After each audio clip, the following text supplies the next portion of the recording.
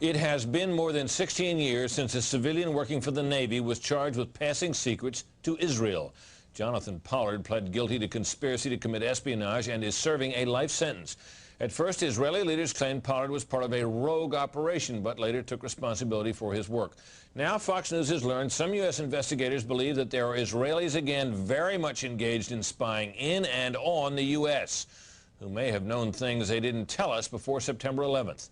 Fox News correspondent Carl Cameron has details in the first of a four-part series. Since September 11th, more than 60 Israelis have been arrested or detained, either under the new Patriot anti-terrorism law or for immigration violations. A handful of active Israeli military were among those detained, according to investigators, who say some of the detainees also failed polygraph questions when asked about alleged surveillance activities against and in the United States. There is no indication that the Israelis were involved in the 9/11 attacks, but investigators suspect that the Israelis may have gathered intelligence about the attacks in advance and not shared it. A highly placed investigator said there are, quote, tie-ins, but when asked for details, he flatly refused to describe them, saying, quote, evidence linking these Israelis to 911 is classified. I cannot tell you about evidence that has been gathered. It's classified information. Fox News has learned that one group of Israelis, spotted in North Carolina recently, is suspected of keeping an apartment in California to spy on a group of Arabs who the United States is also investigating for links to terrorism. Numerous classified documents obtained by Fox News indicate that even prior to September 11th, as many as 140 other Israelis had been detained or arrested in a secretive and sprawling investigation into suspected espionage by Israelis in the United States. Investigators from numerous government agencies are part of a working group that's been compiling evidence since the mid-90s. These documents detail hundreds of incidents in cities and towns across the country that investigators say, quote, may well be an organized intelligence gathering activity. The first part of the investigation focuses on Israelis who say they are art students from the University of Jerusalem and Bezalel Academy. They repeatedly made contact with U.S. government personnel, the report says, by saying they wanted to sell cheap art or handiwork. Documents say they, quote, targeted and penetrated military bases, the DEA, FBI, and dozens of other government facilities, and even secret offices and unlisted private homes of law enforcement and intelligence personnel. The majority of those questioned, quote, stated they served in military intelligence, electronic surveillance intercept, and or explosive ordnance units. Another part of the investigation has resulted in the detention and arrests of dozens of Israelis at American Mall kiosks, where they've been selling toys called Puzzle Car and Zoomcopter. Investigators suspect a front. Shortly after the New York Times and Washington Post reported the Israeli detentions last month, the carts began vanishing. Zoomcopter's webpage says, we are aware of the situation caused by thousands of mall carts being closed at the last minute. This in no way reflects the quality of the toy or its saleability. The problem lies in the operator's business policies. Why would Israelis spy in and on the U.S.? A General Accounting Office investigation referred to Israel as Country A and said, quote, according to a U.S. intelligence agency, the government of Country A conducts the most aggressive espionage operation against the U.S. of any U.S. ally. A defense intelligence report said Israel has a voracious appetite for information and, quote, the Israelis are motivated by strong survival instincts which dictate every facet of their political and economic policies. It aggressively collects military and industrial technology, and the U.S. is a high priority target. The document concludes, quote, Israel possesses the resources and technical capability to achieve its collection objectives. A spokesman for the the Israeli embassy here in Washington issued a categorical denial, saying any suggestion that Israelis are spying in or on the U.S. is, quote, simply not true. There are other things to consider, and in the days ahead, we will take a look at the U.S. phone system and law enforcement's methods for wiretaps, and an investigation into the possibility that both have been compromised by our friends and allies overseas. Brett? Carl, what about this question of advanced knowledge of what was going to happen on 9/11? How clear are investigators that some Israeli agents may have known something? Well, it's very explosive information, obviously, and there's a great deal of evidence that they say they have collected, none of it necessarily conclusive. It's more when they put it all together. A bigger question, they say, is how could they not have known? Almost a direct quote, Brett. This going to the fact that they were spying on some Arabs, right? Correct. All right, Carl, thanks very much. We reported on the approximately 60 Israelis who had been detained in connection with the September 11th terrorism investigation. Carl Cameron reported that U.S. investigators suspect that some of these Israelis were spying on Arabs in this country and may have turned up information on the planned terrorist attacks back in September that was not passed on. Tonight, in the second of 4 reports on spying by Israelis in the U.S., we learn about an Israeli-based private communications company for whom a half dozen of those 60 detained suspects worked. American investigators fear information generated by this firm may have fallen into the wrong hands and had the effect of impeding the September 11th terror inquiry. Here's Carl Cameron's second report. Fox News has learned that some American terrorism investigators fear certain suspects in the September 11th attacks may have managed to stay ahead of them by knowing who and when investigators are calling on the telephone. How? By obtaining and analyzing data that's generated every time someone in the U.S. makes a phone call. One sitting in state, please.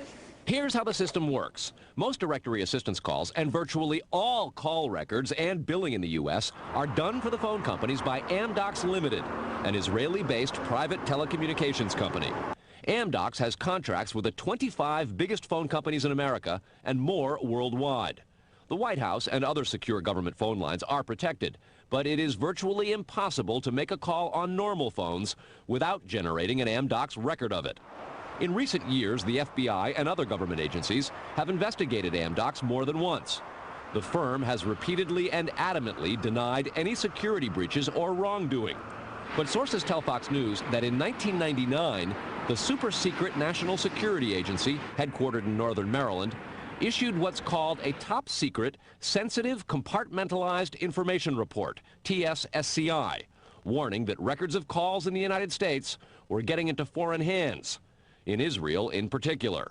Investigators do not believe calls are being listened to, but the data about who's calling whom and when is plenty valuable in itself. An internal Amdocs memo to senior company executives suggests just how Amdocs-generated call records could be used, quote, widespread data mining techniques and algorithms, combining both the properties of the customer, like credit rating, and properties of the specific behavior such as whom the customers are calling. The Amdocs memo says the system should be used to prevent phone fraud, but U.S. counterintelligence analysts say it could also be used to spy through the phone system.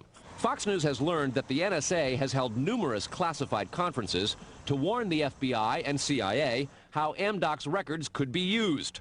At one NSA briefing, a diagram by the Argonne National Lab was used to show that if the phone records are not secure, major security breaches are possible.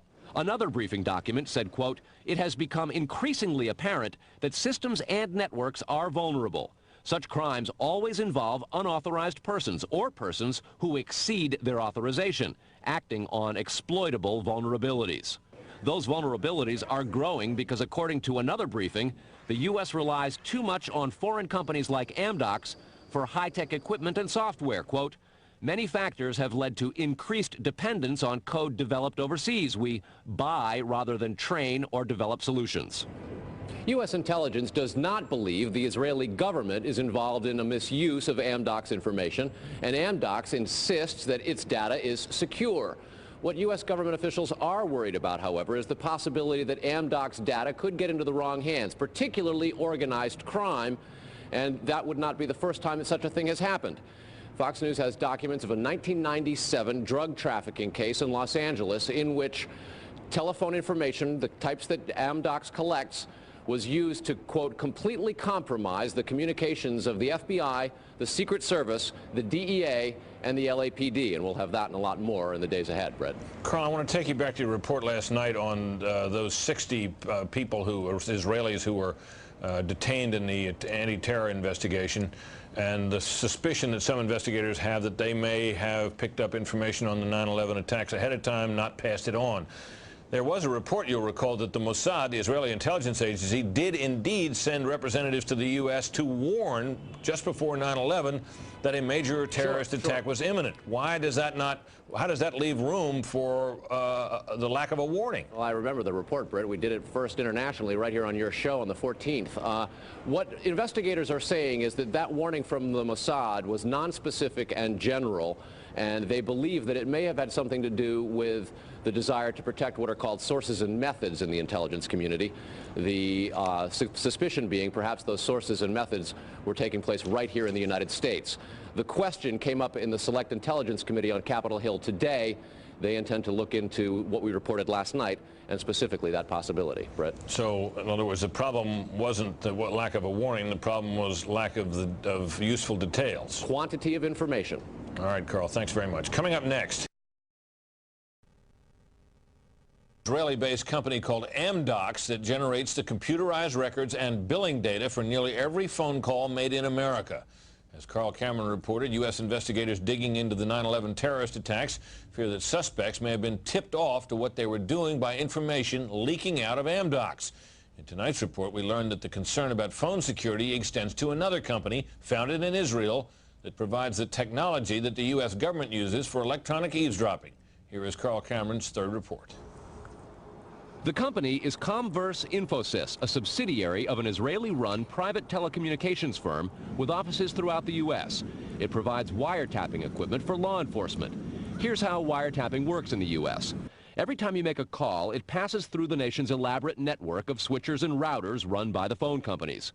Custom computers and software made by companies like Comverse are tied into that network to intercept, record, and store the wiretapped calls, and at the same time transmit them to investigators. The manufacturers have continuing access to the computers so they can service them and keep them free of glitches. This process was authorized by the 1994 Communications Assistance for Law Enforcement Act, or CALEA.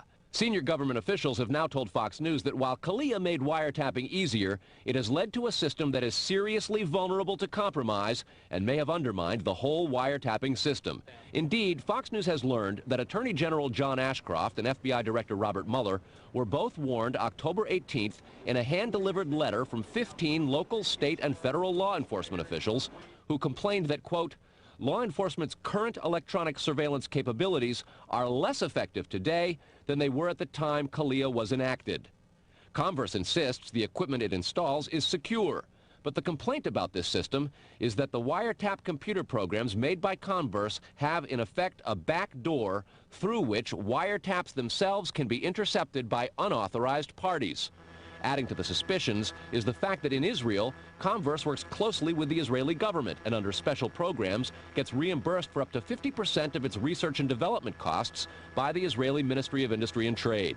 But investigators within the DEA, INS, and FBI have all told Fox News that to pursue or even suggest Israeli spying through Comverse is considered career suicide. And sources say that while various FBI inquiries into Comverse have been conducted over the years, they've been halted before the actual equipment has ever been thoroughly tested for leaks. A 1999 FCC document indicates several government agencies expressed deep concerns that too many unauthorized, non-law enforcement personnel can access the wiretap system. And the FBI's own nondescript office in Chantilly, Virginia, that actually oversees the CALEA wiretapping program, is among the most agitated about the threat. But there is a bitter turf war internally at FBI. It is the FBI's office in Quantico, Virginia that has jurisdiction over awarding contracts and buying intercept equipment. And for years, they've thrown much of the business to Comverse. A handful of former U.S. law enforcement officials involved in awarding Comverse government contracts over the years now work for the company. Numerous sources say some of those individuals were asked to leave government service under what knowledgeable sources call troublesome circumstances that remain under administrative review within the Justice Department. And what troubles investigators most, particularly in New York in the counterterrorism investigation of the World Trade Center attack, is that on a number of cases, suspects that they had sought to wiretap and surveil immediately changed their telecommunications processes. They started acting much differently as soon as those supposedly secret wiretaps went into place. Brett? Carl, is there any reason to suspect in this instance that the Israeli government is involved? No, there's not, but there are growing instincts and an awful lot of law enforcement officials in a variety of agencies who suspect that and have begun compiling evidence and a highly classified investigation into precisely that possibility. Brett? All right, Carl, thanks very much. On a long-standing government espionage investigation, federal officials this year have arrested or detained nearly 200 Israeli citizens suspected of belonging to a, quote, organized intelligence gathering operation. The Bush administration has deported most of those arrested after September 11th, although some are in custody under the new anti-terrorism law. Cameron also described an investigation into the possibility that an Israeli firm generated billing data that could be used for intelligence purposes, and described concerns that the federal government's own wiretapping system may be vulnerable. Tonight, in part 4 of this series, we'll learn about the improbable roots of the probe, a drug case that went bad 4 years ago in L.A. Los Angeles, 1997. A major local, state, and federal drug investigation sours. The suspects? Israeli organized crime, with operations in New York, Miami, Las Vegas, Canada, Israel, and Egypt. The allegations? Cocaine and ecstasy trafficking, and sophisticated white-collar credit card and computer fraud. The problem? According to classified law enforcement documents obtained by Fox News, the bad guys had the cops' beepers, cell phones, even home phones under surveillance.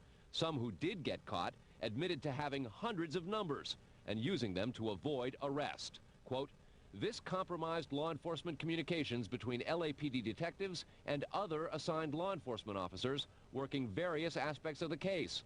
The organization discovered communications between Organized Crime Intelligence Division detectives, the FBI, and the Secret Service. Shock spread from the DEA to the FBI in Washington and then the CIA.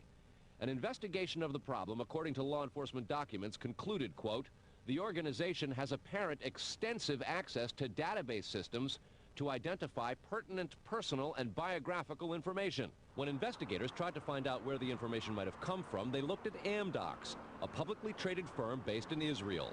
Amdocs generates billing data for virtually every call in America, and they do credit checks. The company denies any leaks, but investigators still fear that the firm's data is getting into the wrong hands.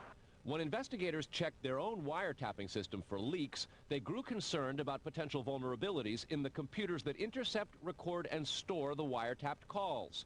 A main contractor is Comverse Infosys, which works closely with the Israeli government and under a special grant program is reimbursed for up to 50% of its research and development costs by Israel's Ministry of Industry and Trade.